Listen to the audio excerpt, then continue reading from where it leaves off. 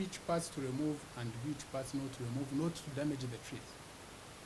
Others go an extra mile to even domesticate them.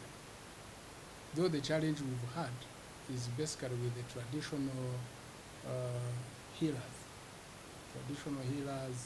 the traditional medical practitioners who have some information on some of these species and do not want to document it, neither have it shared for purposes of having it carried forward into the generations.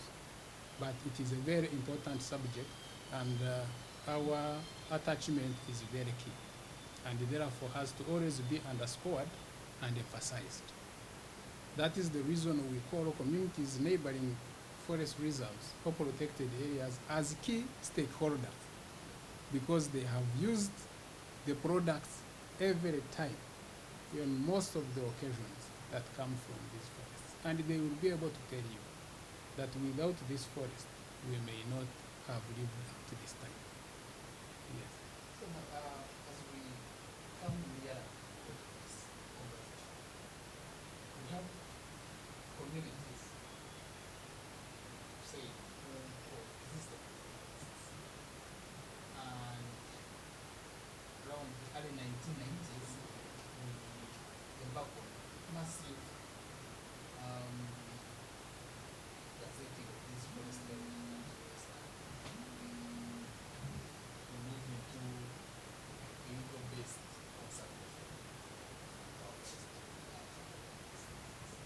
and then some communities had to reach some areas. Does this amount to a statement where someone can perhaps say conservation also comes to first? Some have to be this some like studies have to be this in order for us to achieve particular goal. One thing we must be clear of is the conservation we are talking about, we are conserving for who? If we answer that, then we shall not look at the cost of having some people affected. This conservation, as I indicated, is wise use. And therefore, it is very important for all of us who are dependent on natural resources. Yes, there are indigenous communities that have lived in protected areas and continue to live there up to today. Like the Batwa, we have the Ik, we have the Tepeth. There are so many. We have these guys in Mount Terego. They are called I forget them, but they have lived in protected areas. And now there is no modern law of management of these ecosystems. The legal regimes in place are just supporting instruments to have the management of these areas very well anchored within the development plans. But when you are doing what we call the management planning, you take into consideration of all of these aspects. If there is a community that is dependent or is living within a protected area, they will still be planned for and remain in that area. They will also have an identification of their interests, and therefore it is very well and clearly mapped, and therefore developed for them to keep accessing the resource as they would wish and have traditionally used. There are those who have lived next to protected areas, like the Batwa. Not all the Batwa have lived in the Central Forest Reserves. There are those who have lived in close proximity of the forest and derive all their entire livelihood from these forests. When we are designing the management plans, we have them in the equation, and actually we even consult them such that their interests are very well catered for.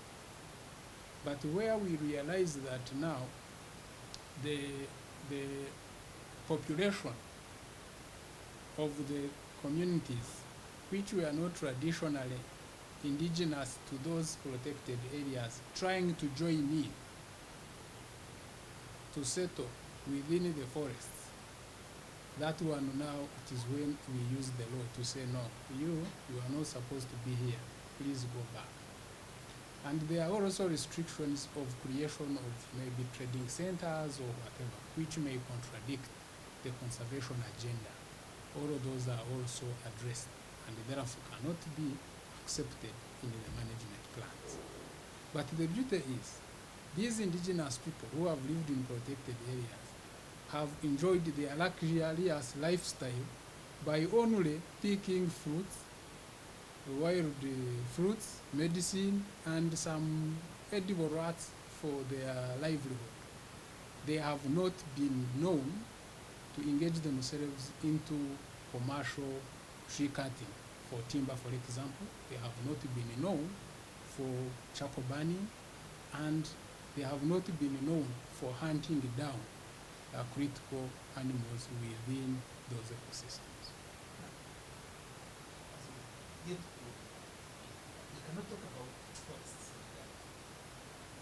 If we always talk about deforestation, also it's as a problem. Deforestation is a problem in Uganda. A problem in the sense that the biggest part of the forested land in Uganda is outside protected areas. It is on land owned by me and you. And the 1995 Constitution gave us authority as landowners to own even the trees that are on that land. So as the population is increased, people have now continued to clear the forest outside protected areas for finding areas for agriculture, urbanization. Others are involved now in the charcoal burning and timber. So the rate at which we are extracting these resources outside protected areas has resulted into the high rate of deforestation. Because if you benchmark maybe at the 1990, our forest cover was at 24%. But of the 24%, 70% of that 24 was outside protected areas. Protected areas only accounted for 30%.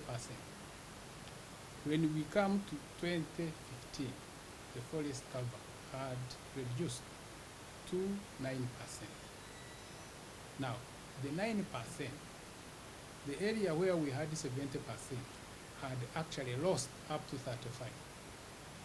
Where we had 30 in the protected areas, now the forest cover goes to 65. This is a scenario that we may need to understand properly. Now, forests in protected areas have not increased in terms of hectares. But because they are under protection and therefore can statically stay at some level, when you reduce on the other side, because we are looking at percentages, this percentage here from 30 rises to 65. So meaning that there is a lot of damage on the other side. However, there is hope that we can reverse the trend through participation of all the Ugandans into tree planting. And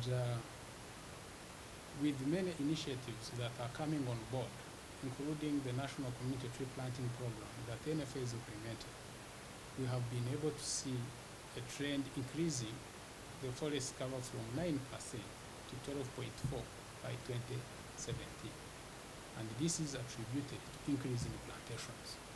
Now the question is, should we be proud of increase in forest cover due to plantations? I will say yes, because once plantations are there, then you are providing alternatives to what would actually be got from a natural forest. So you reduce the pressure from the natural forest.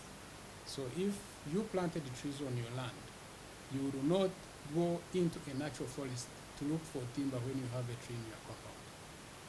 So that's why we call upon everyone now to participate in tree planting. Plant them and you grow these trees. such that the pressure on the natural forest is reduced, so that we can use these natural forests to generate revenue through ecotourism and other non-consumptive uses. Is an initiative like carbon trading, is it helping as sort of an incentive?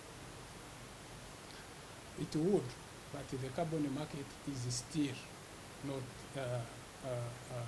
a visible market.